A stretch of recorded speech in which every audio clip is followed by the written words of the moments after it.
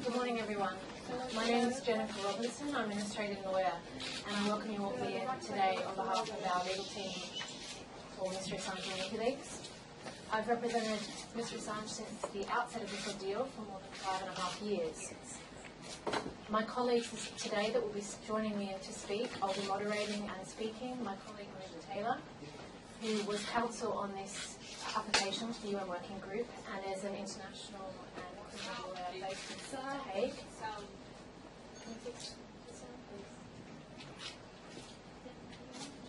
Can you hear me now? More. Can you hear me now? Yeah.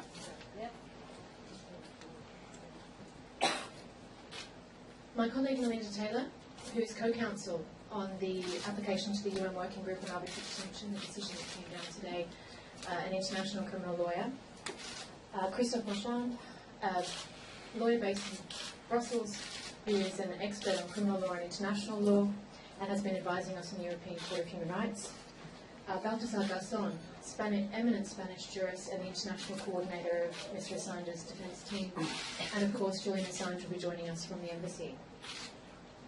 This morning, our legal team will explain the UN findings, its implications, and what the UK, Sweden and the US must now do. We'll be hosting a Q&A after each of the speakers has been given an opportunity to speak briefly, and afterwards interviews can be arranged and we'll explain how that will work at the end. The deprivation of liberty of Mr. Assange is arbitrary and in contravention of Articles 9 and 10 of the Universal Declaration of Human Rights and Articles 7, 9, 1, 9, 3, 9, 4, 10 and 14 of the International Covenant on Civil and Political Rights. This was the finding of the UN in its decision handed down today, in a resounding victory for Mr. Assange. His situation and the circumstances of his detention were described by the UN as excessive and unnecessary. This independent decision comes more than 5 years after Julian Assange first lost his liberty on the 7th of December 2010, the day we walked together with him into a London police station. As the UN has found, he has been under various forms of continuous deprivation ever since as a result of the actions of Sweden and the UK. Julian is known around the world for his work as editor and publisher of WikiLeaks. For this work, he has received numerous awards from both journalism and peace organisations. Materials published by WikiLeaks have revealed war crimes, corruption and human rights abuse the world over, and now admissible in British courts and the European Court of Human Rights. This material has been used to assist victims of human rights abuse around the world, from Sri Lanka war crimes to US extraordinary rendition in the US, to document their cases and assert their rights. Amnesty International credits WikiLeaks with assisting democratic revolution, providing citizens the information they need to hold their governments to account. Just today, WikiLeaks released evidence of corruption and abuse by French mining companies in the Central African Republic. It is important to locate this decision in its broader context and to fully understand Julian's ordeal over the past 5 years. This may well be among the most widely reported cases in the world, but it's important to recall the facts. WikiLeaks commenced publishing material leaked from the US government in 2010. The collateral murder video showing the killings of Iraqi civilians and 2 Reuters journalists was published in April 2010. Chelsea Manning was arrested in May. In June, reports emerged of a Pentagon manhunt for Assange, and the Department of Defence confirmed a criminal investigation had commenced.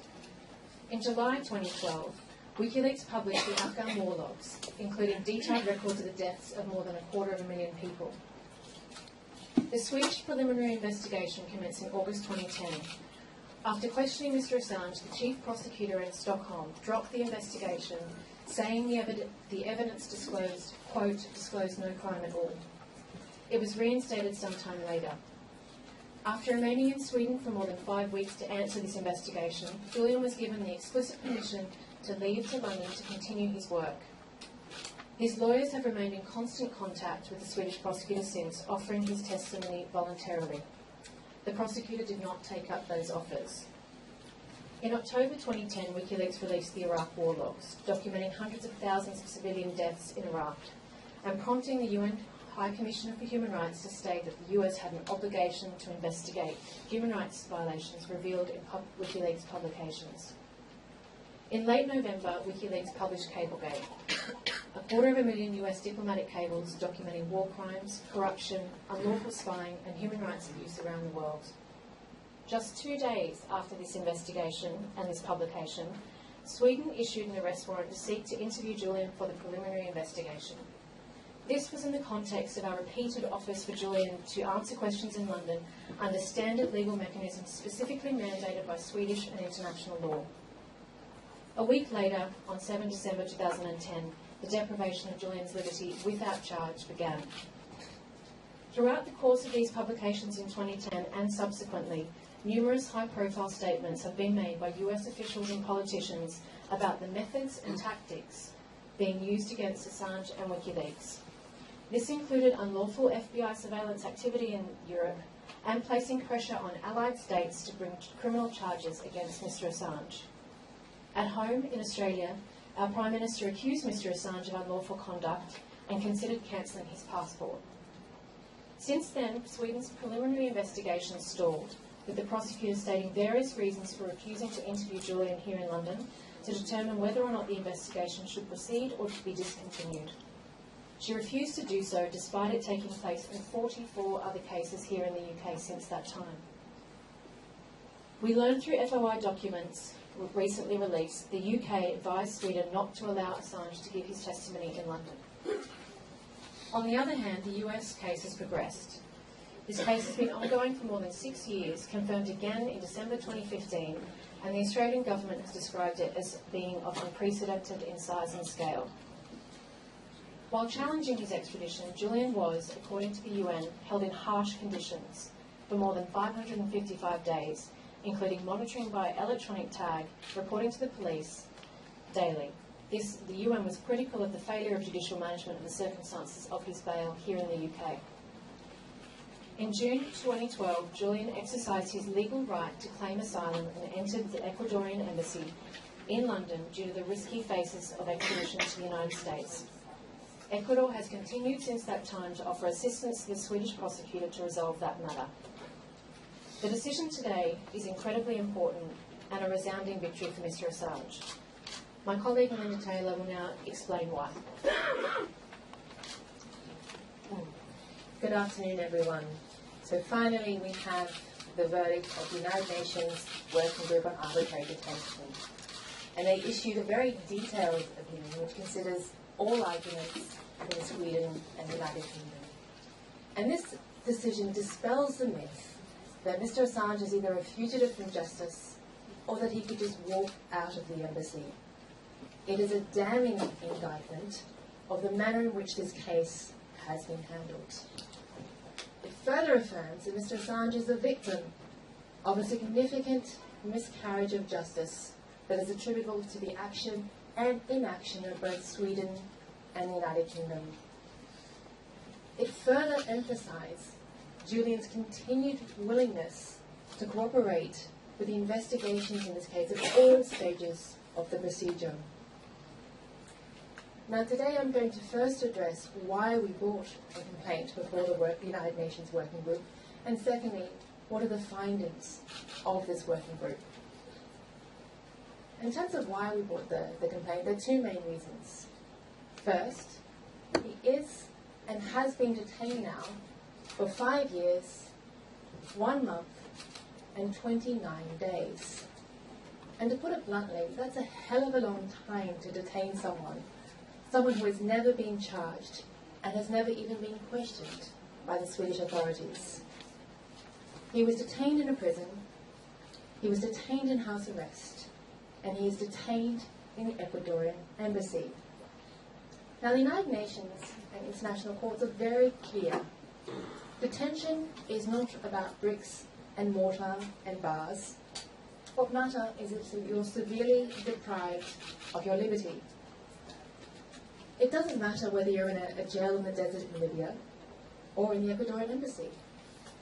If you have no effective freedom, if you are subjected to 24/7 covert and overt police confinement and surveillance, then you are detained and you're entitled to the rights and protection of detainees.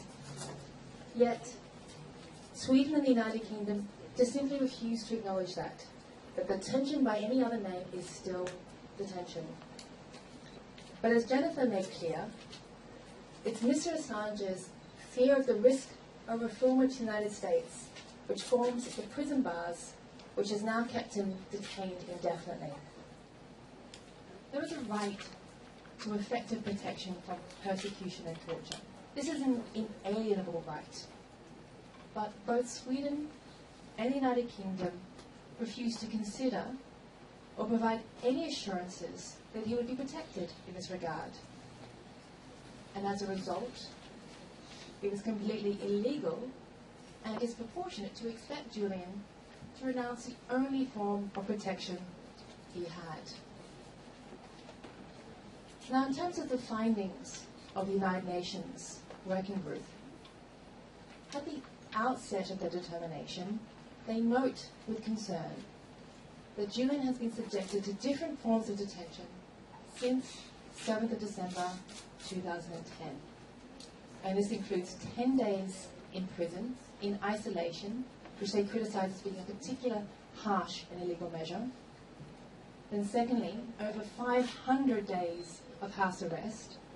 And they note that even at this point, it already appeared to be unreasonable to maintain this detention.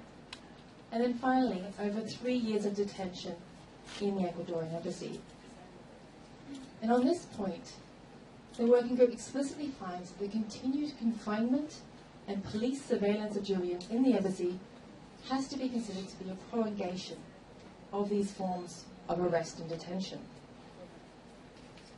They then go on to find that there's 5 separate reasons why this detention is illegal and arbitrary. Firstly, every suspect has a right to be heard. They have a right to clear their name as soon as possible and assert their innocence. But Julian was denied this right for over 5 years, and was denied a right of access to the case file to defend himself.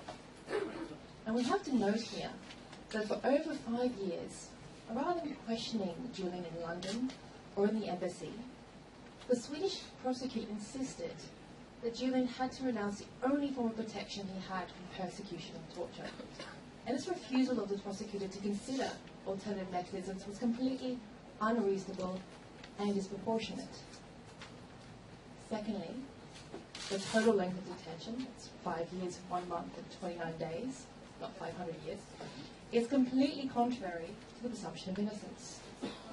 The fact that Sweden and the United Kingdom have completely denied that he's been detained for the last 3 years has also prevented him from obtaining any judicial remedy as to why it's disproportionate. Thirdly, the fact that he was faced with a prospect of an indefinite length of detention, because neither the United Kingdom or Sweden were willing to resolve this impasse, in itself is illegal. And we have to note here that indefinite detention is actually a form of mental torture.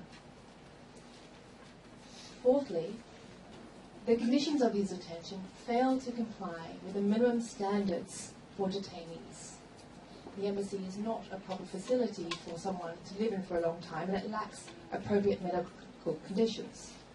And as a result, the United Kingdom's recalcitrance, the refusal to allow him to exit the embassy to obtain treatment, and this is the words of the working group, has put his health at serious risk. Finally, they found that the continued execution of the European arrest warrant is in fact illegal. The United Kingdom changed its law to recognise that non-judicial arrest warrants were abusive. If the same arrest warrant were to be presented to UK courts today, they wouldn't execute it. But for some reason, the United Kingdom refused to apply this new legislation to Julian's case. And as a result, he was denied the right to contest the continued reasonableness and proportionality of the arrest warrant in his case.